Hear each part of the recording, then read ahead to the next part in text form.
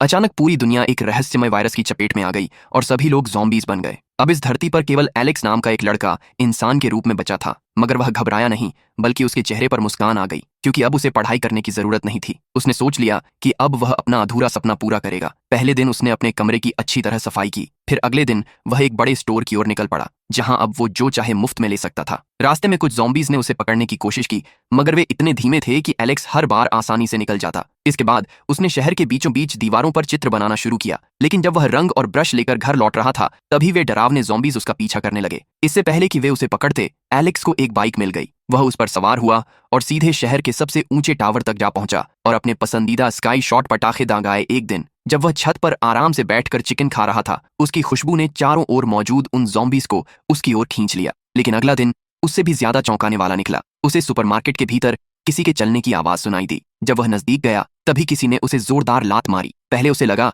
कि कोई ज़ॉम्बी है, लेकिन सामने एक खूबसूरत लड़की खड़ी थी, जो अब तक इस सब से बची हुई थी। जैसे ही एलेक्स ने उसे देखा, वह पहली नजर में ही उसके लिए कुछ महसूस करने लगा। एलेक्स ने उसे इम्प्रेस करने के लिए उन डरावने ज़ॉम्बीज़ से लड़ने की कोशिश की, मगर उस पर उसका कोई असर नहीं हुआ। तभी उस लड़की ने ज़ॉम्बी को इतना जोर से मारा कि उसके तोते उड़ गए। बाद में एलेक्स ने उसे अपने घर खाने के लिए बुलाया, और हैरानी की बात यह थी कि लड़की ने साफ मना कर दिया।